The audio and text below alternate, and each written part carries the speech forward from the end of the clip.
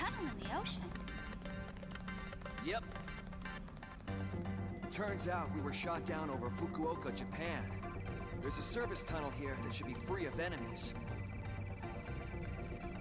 Once we make it through, we'll infiltrate a floating air fortress.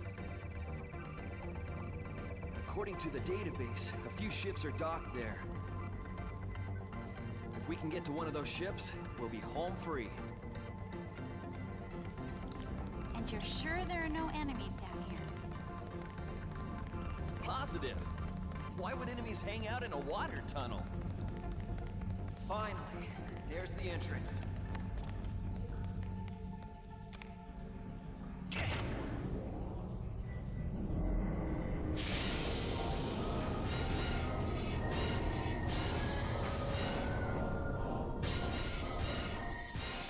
Welcome back to Sin and Punishment Star Successor. I'm your host DeoGenZ, and we're underwater in today's episode. Anybody who knows Bass Nectar knows what I'm hinting towards. But this is more epic than the Ungela City underwater tunnel in Black 2 and White 2. Droids even agree with me. And it's more intense than that Pokemon tunnel. Yes, in that tunnel, you were underwater, you were in a tunnel, but it was a glass tube, mind you, so there's no way that the Pokemon from the outside could interact with anybody on the inside. And these aren't exactly Pokemon. No, these things all want to kill you, and I don't know why. We did nothing but cross through their tunnel. I mean, I guess that's their job as keepers of this planet. And it is kind of interesting to see something on planet Earth that could completely destroy humanity that isn't humanity itself. That so often tends to be the case. But don't destroy my humanity. I am a good human. I don't want to. Come on, I'm an environmental scientist here, guys. Shooting you, it's killing me every time. Oh, geez, it hurts. My multiplier continually going up. It's awesome. I mean, awful. But nothing we can do but shoot, so let's do so. Shoot first, ask questions later? Yep, that's kind of the way this game goes. I don't even think most of the questions you have on this game could be answered by the plotline, which is unfortunate. We're going to meet some interesting fellows, like these guys. Why are they even after us? What the hell are they going after Kachi for? She's some kind of super mutant? Oh, come on, I thought exploding those glass tanks would have wiped these jet ski dudes out, but apparently not. They're like jet ski ninjas. Yeah. We'll throw shurikens at you. Yeah. Well, I'll deflect them. Because they're plasma shurikens. And I don't think actually you can deflect those shots that they're firing at you in melee. So don't waste any time doing that. Just keep firing your own pea shooter. Eventually you'll get somewhere. Ooh, like out of the tunnel.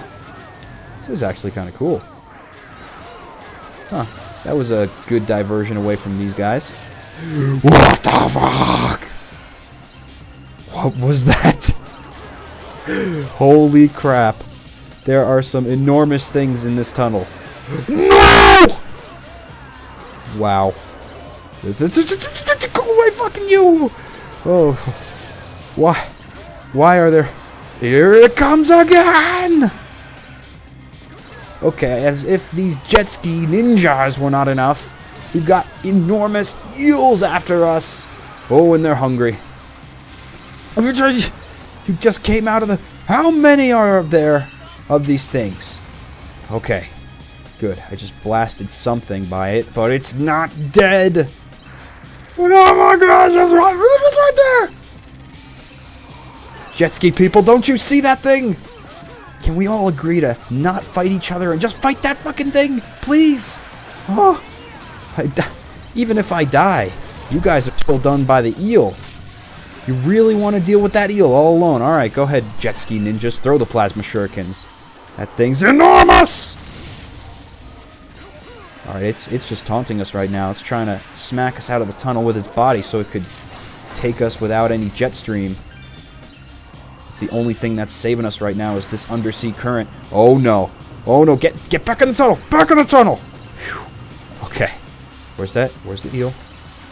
Where's the eel? Gotta be around here somewhere.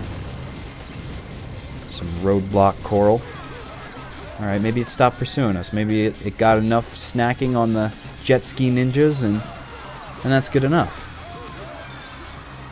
Wait, what was that off in the distance? Thought I saw eyes. Okay, good. We're okay. Nothing dangerous yet, except a submarine! Okay, this actually fires missiles, so you have a potential to melee those. But I don't know why you would. You can take out all the jet skiers easier, I think, with just a straight shooter.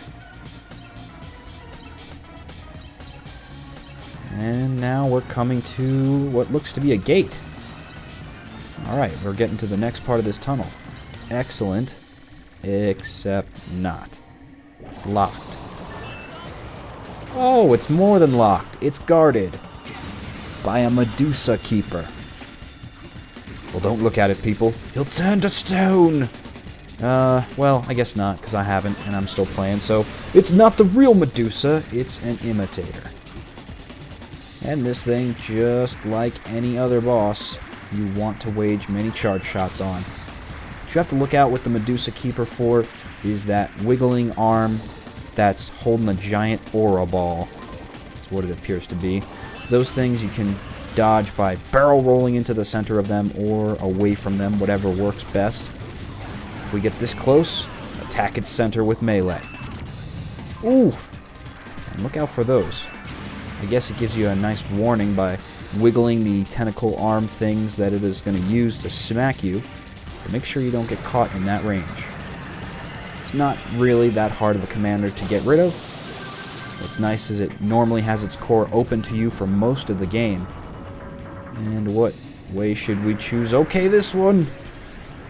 That's the thing about Sin and Punishment, is that it's a very much on-rails shooter, so you don't have that many options to have alternate gaming experiences in the ways of doing something new every time. Now, if you're just here for the high score, that won't bother you, but I know for some people, and I used to be one of these people, if you couldn't get a lot of replayability out of the game, it was a problem. But there's always rentals, and services like Gamefly that can help with the cost of that. Okay, now that bubble that I just popped, I really shouldn't have, because they're actually the equivalents of undersea missiles. That's right, you can melee bubbles at your foes, and it will have explosive force. Oh shit, get away! Why was that eel so easy to destroy, and the one that was chasing us throughout the tunnel so difficult? What's the difference in those things? They look the same. They're both frighteningly powerful, and enormous too. So make sure you utilize these bubbles well. They're blown up all over the screen, and they can be used to take out those giant anglerfish, the eel that we just saw if you don't have a charge shot ready for them. Although I do recommend just getting your charge shot ready whenever you see a crevice like that. Oh fuck! Get back! Haha. Can't deal without charge shot powers. What? A second one? Go away. Go away! Whew. That was close.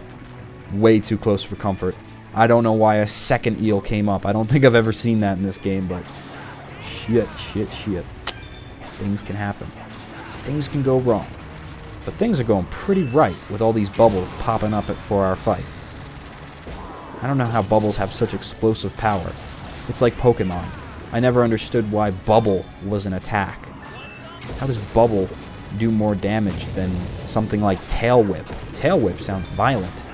Like some creature is whipping at you with its enormous tail, or, you know, it could be a spiked tail like a Stegosaurus, then you're screwed. But nope. Bubble is actually more effective than Tail Whip. Oh shit. The Eel Commander. So we've seen the eel. Oh, that's the giant eel. That's the one that was chasing us. The one with the horns. No wonder it wasn't like the other eels, so easy to defeat. It was a commander. So the best thing to do with this battle, well, of course, is to stay out of its mouth. If it ever gets close, you do a barrel roll the fuck away. But you have to use as many charge shots as possible, but in the interim, shoot the bubbles! I don't know what head is taking damage for the entire commander health bar. I'm pretty sure it's just the head with the horns. But that's no reason to not attack all the other heads. Of course, focus your main onslaught on that horned head, but if they're around, use the bubbles! Bubbles are your best friend in this game. Well, at least on this level. And then I think they pretty much disappear after that. But it's what you need to melee at those ugly eels to get through it without any death. And what are you mantas doing in eel dens all the time? Just chilling out having tea with the eels? They're like, oh, the eels are gone. Nobody's going to make us free tea anymore. Looks like we got to skedaddle.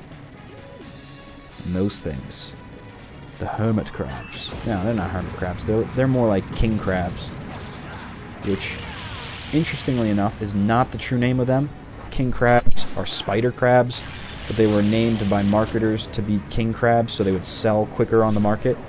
Just an interesting factoid for any seafood fanatics. It's not that special, it's just to prevent arachnophobiacs from not ordering that kind of crab. Because I don't think many people would be apt to eat something called spider. Anything. Well, maybe spider monkey if you're looking for an exotic dish, but that's only if you're in the mood for something unique. As you can see, the red explosive mines can be taken out. Jeez, those eels never quit. And somehow by attacking us they die. They must have attacked each other or something. But, man, to the very end, they keep on fighting.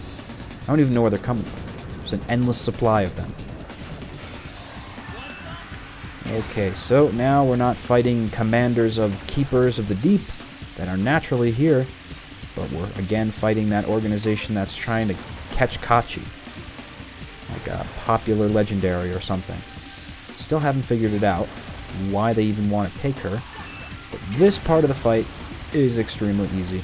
You just have to barrel, roll, flip back and forth to dodge whatever way the electric grid is coming at you. But don't get comfy yet. This would be far too easy a fight if that was the only thing you had to do. But instead, this ship has multiple tiers of attacks. And to deal with it best, I actually recommend not focusing so much on the miniguns on the top of the ship, but going for that core. Because as soon as the core is eliminated, it will fall apart. Literally, pieces of it will come peeling off just like that, like a giant onion of the sea. And it's much more satisfying than trying to blow away the mini rockets. Because quite frankly, I think the miniguns actually come back, so they regen over time. There's really not that much point of wasting your time on them, and especially when you could be focusing all firepower on the central grid. This is the most difficult and hard to tell fight phase of this ship, because the lights, I don't know which parts of the lights are deadly, which ones are not. I'm starting to get the idea that the circular orbs are the things you don't want to touch. Crap. But if you stay primarily in the center, because if you're on the sides, you're going to have to be doing a lot of barrel rolling with those rotating giant light orbs. But staying near the center is the best plan until you can build up your charge shot enough to eliminate the sub. Health coins, coins and health. It's what all gamers lust for, is coins and health. That's the nice thing about this game, no worries of ammo, you have unlimited charge shots. Just have to wait for the cooling down process and then you could fire off more. But if you attack and eliminate all those little swimmers in that sequence, it will give you a gift of health.